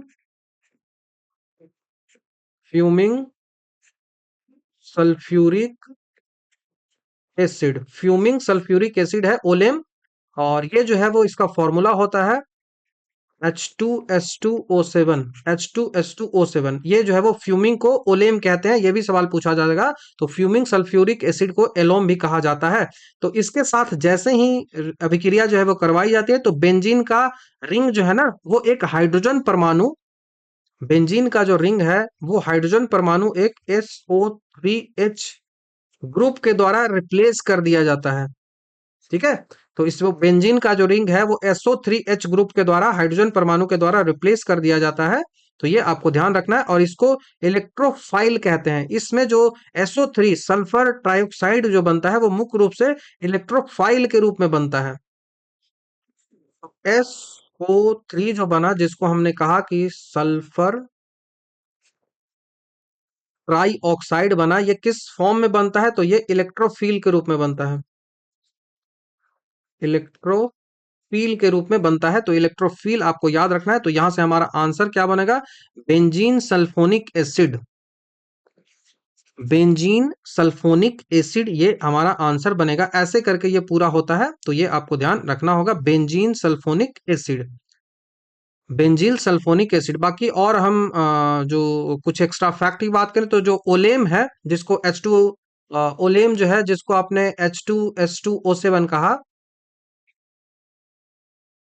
ओलेम जो है, इसको H2SO4 क्या है? वो सल्फ्यूरिक एसिड है। इसमें जब हम क्या किए, तो इसमें हम SO3 को, SO3 जो गैस है उसको घोल दिए, SO3 गैस को घोल दिए, तब ये जो है वो फॉर्मेशन क्या हुआ? फॉर्मेशन हुआ fuming, fuming sulphuric acid. H2SO4 sulphuric acid था, इसमें SO3 जो है सल्फर टाइराइड है, इस गैस को घोला, तब जाके जो है वो हमें योलम मिला, ओलम मिला, जिसको हमने फ्यूमिंग सल्फ्यूरिक एसिड कहा है। ठीक है। और सल्फोनेशन एक रिवर्सिबल अभिक्रिया होता है। ठीक है। सल्फोनेशन एक रिवर्सिबल सल्फोनेशन, मैंने बता दिया कि क्या होता है। बाकी बेंजीन जो है वो सल्फोनिक एसिड का उपयोग करके डिटर्जेंट और ड्राई बनाने में भी यूज किया जाता है। तो बेंजीन और फॉर्मुलेटिंग H2SO4 को जब यूज किया, फ्यूमिंग H2SO4 को यूज करते हैं, तो बेंजो सल्फोनिक एसिड बनता है, बेंजो सल्फोनिक एसिड बनता है। ये याद को आपको रखना है। बाकी हम फिनॉल की बात करें, तो फिनॉल जो है ना, वो यह बेंजीन पर OH ग्रुप लगने से बनता है। तो बेंजीन पर जब OH ग्रुप लगता है, तब ये जो है वो फिनोल बनता है, जिसको डाउज प्रोसेस या फिर क्यूमीन प्रोसेस कहते हैं। डाउज प्रोसेस या फिर क्यूमीन प्रोसेस कहते हैं। बाकी सल्फो बेंजीन की बात करें, सल्फो बेंजीन जो है वो क्या है? तो कोई ऐसा कुछ होता नहीं है सल्फो बेंजीन जैसा। बाकी बेंजीन सल्फोनिक एसिड मैंने बता दिया कि क्या होता है। बेंजीन सल्फोनेट की बात करें, तो यह बेंजीन सल्फोनिक एसिड का सॉल्ट होता है। बेंजीन सल्फोनिक एसिड का सॉल्ट ये है, तो आपको ये पता होना चाहिए। और नेक्स्ट सवाल की ओर हम बढ़ते हैं। रिएक्शन का टाइप इसका कैसा है? तो सल्फोनेशन वाला है, सल्फोनेशन वाला है। नेक्स्ट सवाल, एसिडिटी ऑर्डर आपको दिखाना है फिनॉल, बेंजोइक एसिड और पी नाइट्रोफेनॉल का। ठीक है, पी नाइट्रोफेनॉल का। तो बेंजोइक एसिड जो होता है, जिसको RCOOH ग्रुप है, ये आमतौर पर फिनॉल से अधिक अम्लीय होता है, क्योंकि इसमें कार्बोक्सिलाइट आयन जो होता है रेजोनेंस के कारण अधिक स्थिर होता है। ठीक है। तो इसका सीधा सा ऑप्शन आप याद रख लो, रट लीजिएगा। बाकी उतना ज्यादा पढ़ने की आवश्यकता है नहीं। ऐसा पूछेगा तो किसी से बनेगा भी नहीं। बेंजोइक एसिड हो गया, उसके बाद पी नाइट्रोफिनॉल हो गया, देन फिनॉल हो गया। तो सबसे पहले बेंजोइक एसिड एसिडिटी में होता है, उसके बाद पी नाइट्रोफिनॉल होता है, देन फिनॉल होता है। मैंने ऑलरेडी इस बारे में जो क्लास केमिस्ट्री है ना, वहां पे बताया भी है। आपने एसिड बेस का चैप्टर खोलिया, वहां पे देखिए इस बारे में। तो बेंजोइक एसिड जो है वो फिनॉल से अधिक अम्लीय होता है। ठीक है। बाकी पी नाइट्रोफिनॉल और फिनॉल की बात करें, तो नाइट्रो ग्रुप जो है वो एक इलेक्ट्रॉन विथड्रॉइंग ग्रुप होता है, जिस कारण से इसका R और I का प्रभाव जो है वो फिनॉक्सिडाइल आयन को स्थित कर देता है, जिस कारण से इसकी अम्लीयता जो है वो बढ़ जाती है। तो फिनॉल सबसे कम अम्लीय होता है। तो ये आपको ध्यान रखना होगा। बाकी बात करें पिरसिक एसिड की, पिस्रिक एसिड,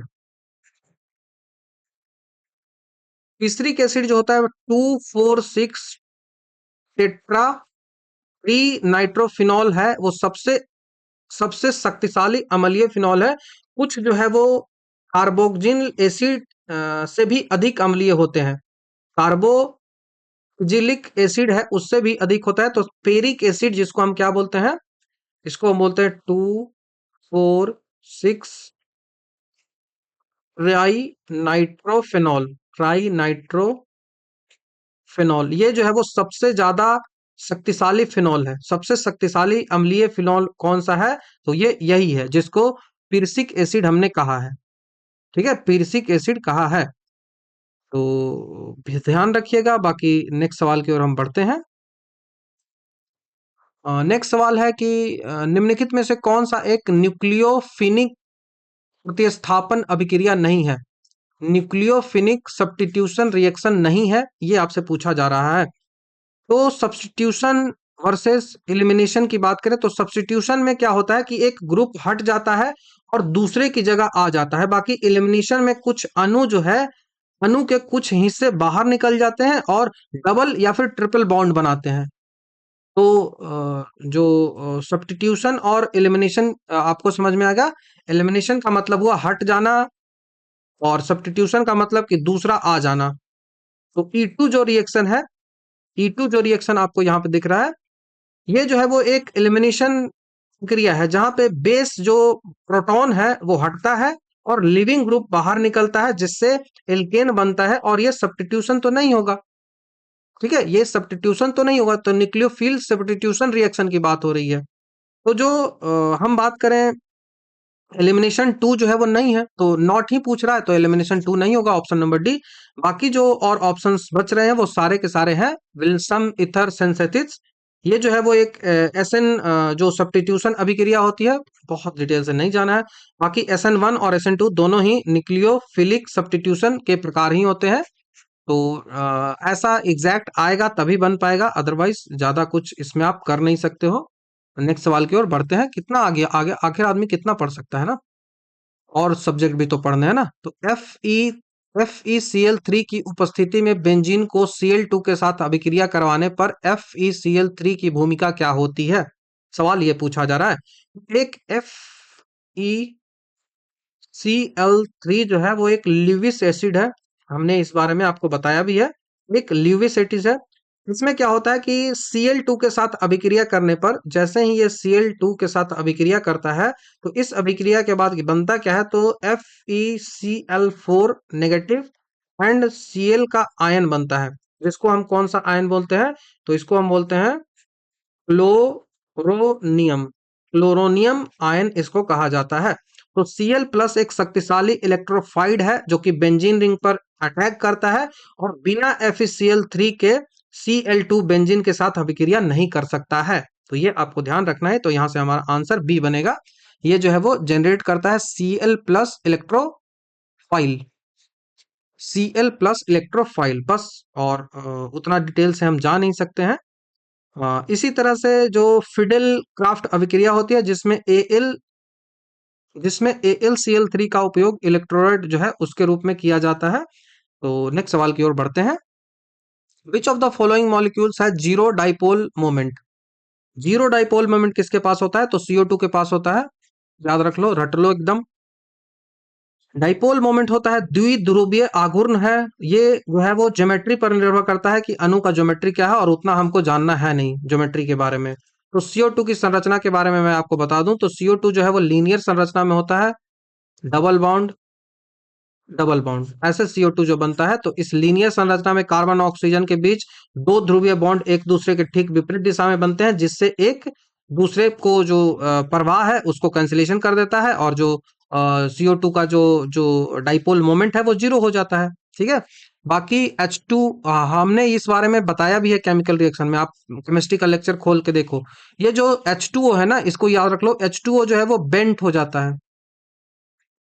इसको वी शेप बोलते हैं। इसको वी शेप कहा जाता है क्योंकि यहाँ पे जो वैल्यू होता है डाइपोल मोमेंट का वो नॉन जीरो होता है। नॉन जीरो होता है H2O के पास। ठीक है। और CHCl3 टेट्राहेड्रल है, लेकिन इसका असमान परमाणु होने के कारण ये भी जीरो जीरो नहीं होता है। और बाकी पिरामिडल संरचना होती है NH3 की। कैसा होता है? तो पिरामिडल NH3 की। और CHCl3 की क्या होता है? तो ये टेट्राहेड्रल होता है। टेट्राहेड्रल होता है। सवाल पूछा जाएगा H2O का क्या होता है, तो वी शेप होता है, बेंट होता है। CHCl3 का क्या होता है, तो टेट्राहेड्रल होता है। NH3 का क्या होता है, तो पिरामिडियल होता है। और CO2 का क्या होता है, तो लीनियर होता है। तो इतना सही अगर आता है तो कर दीजिएगा, नहीं आता है तो छोड़ दीजिएगा। बाकी हमने आपको जो केमिस्ट्री का लेक्चर देखिएगा तो वहां पे मैंने बता रखा है। नेक्स्ट सवाल की ओर बढ़ते हैं। Which of the following statement is incorrect about translation transition element. जो ट्रांजिशन एलिमेंट होता है जिसको क्या बोलते हैं हिंदी में, इसको हिंदी में संक्रमण तत्व बोलते हैं। जो दो ग्रुपों में बढ़ता है, डी ग्रुप का एलिमेंट है ना, वो नीचे चला जाता है तो उसको ट्रांजिशन एलिमेंट कहते हैं। ऐसे पीरियोडिक टेबल रहता है ना, यहाँ पे ऐसे है, यहाँ पे ऐसे है, तो यहाँ वाला एलिमेंट जो होता है वो नीचे चले जाते हैं दो, जिनको ट्रांजिशन एलिमेंट बोलते हैं।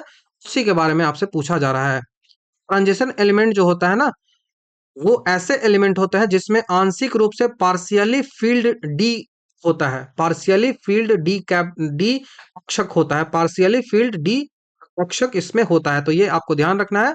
तो हमसे गलत पूछा जा रहा है, तो पहला ऑप्शन पढ़ते हैं कि they have completely field D orbit. नहीं, अभी मैंने बताया कि ये कंप्लीटली फील्ड नहीं होता, ये पार्शियली फील्ड होता है। पार्शियली फील्ड होता है, कंप्लीटली फील्ड डी ऑर्बिट इसका नहीं होता है, ये आपको ध्यान रखना है। बाकी they act as a good catalyst, तो ये अच्छा है, सही है, कैटलिस्ट के रूप में काम करते हैं। रंगीन यौगिक बनाते हैं, ये भी सही है। दे शो वेरिएबल ऑक्सीडेशन स्टेट, तो ये भी सही है।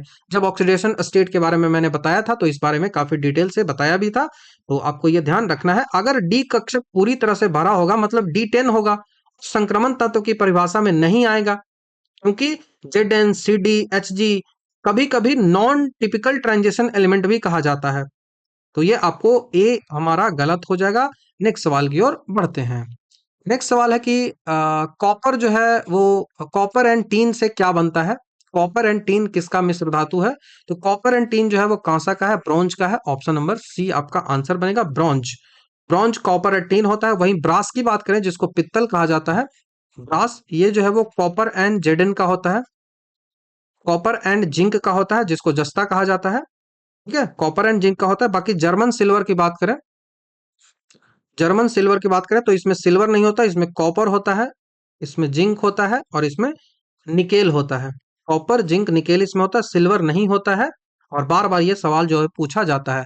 उसके बाद सोल्डर पूछा जाएगा आपसे। सोल्डर जो किया जाता है, सोल्डिंग मशीन जो होती है, सोल्डर होता है, उसमें क्या होता है, तो सोल्डर में पीबी होता है, लेड होता है और एसएन होता है, टीन होता है। तो पीबी और टीन, एसएन और टीन होता है। ठीक है, लेड और टीन होता है। उसके बाद गन मेटल पूछा जाता है एग्जामिनेशन में। गन मेटल, तो गन मेटल में क्या होता है, तो कॉपर होता है, कॉपर होता है, उसके बाद टीन होता है, उसके बाद जिंक होता है। कॉपर टीन जिंक होता है, तो ये भी आपको गन मेटल में याद रखना है। नेक्स्ट सवाल की ओर बढ़ते हैं। ब्लीचिंग पाउडर का फॉर्मूला क्या है, बहुत आसान सा है। तो ये होगा CaOCl2।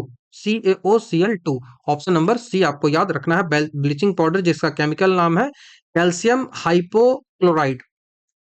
क्या बोलते हैं इसको, बोलते हैं कैल्शियम हाइपोक्लोराइड। कैल्शियम हाइपोक्लोराइट इसको कहा जाता है। तो CaOCl2 आपको याद रखना है। CaOCl2 ये कई चीजों का मिश्रण होता है। बाकी शुद्ध जो विकल्प होता है वो CaOCl2, तो आपका आंसर सी हो जाएगा। आंसर CaOCl2, तो याद आपको रखना है। नेक्स्ट सवाल की ओर बढ़ते हैं। ठीक है, नेक्स्ट सवाल पूछा जा रहा है कि इलेक्ट्रॉनिक कॉन्फ़िगरेशन पूछा जा रहा है किसका, तो कॉपर का, जिसका आपको नंबर भी एटॉमिक नंबर दिया हुआ है 29। तो आपको इलेक्ट्रॉनिक कॉन्फ़िगरेशन लिखना है किसका, तो कॉपर का। तो रूल क्या होता है, रूल होता है, नियम के अनुसार होता है ना कि 4s2 और 3d9 होना चाहिए था। लेकिन फुल्ली फील्ड डी जो D10 कॉन्फ़िगरेशन अधिक जो है वो स्टेबल होता है। इसीलिए एक इलेक्ट्रॉन जो होता है ना 4s से 3d में चला जाता है। ठीक है, 4s से 3d में चला जाता है। तो आपको ये ध्यान रखना होगा। तो सीधा सा आप जान लो कि पहले तो लिखने का जो कॉन्फ़िगरेशन लिखने का तरीका होता है ना, उसमें आर्गन को मैंने ऑलरेडी ऐड कर रखा है। तो आर्गन को जब हमने ऐड रखा है तो आर्गन तो ऐड हो गया। आर्गन का जो भी कॉन्फ़िगरेशन होता है उसको आर्गन को लिख दिया मैंने। अब आर्गन के बाद जो भी बचे उसके बाद एटम्स, उनको हमको अरेंज करना है। तो उनको अरेंज करने के लिए 4s1 और 3d10 होता है, 10 और एक 11 हो जाएगा। 4s1 3d10, ये 11 हो गया। तो यहां से आर्गन का क्या है, आर्गन का 18 होता है और यहां से हमने 11 ले लिया, तो टोटल हमने कितने एटम को ले लिया, 29, और कॉपर 29 तो होता ही है ना। तो पहले 4 को फिल किया जाता है, पहले जो है वो 4 को फिल किया जाता है, तब जाके 10 फिल होता है। 3D10 जो है वो फिल होगा और उससे पहले 4 आता है, 4s1 जो फिल होगा तभी 3D10 पूरी तरीके से कंप्लीटली फिल्ड होता है। यही चलते ही बार बार पूछा जाता है। उसके बाद आप क्रोमियम वाला भी याद रख लो, पूछ लिया जाएगा।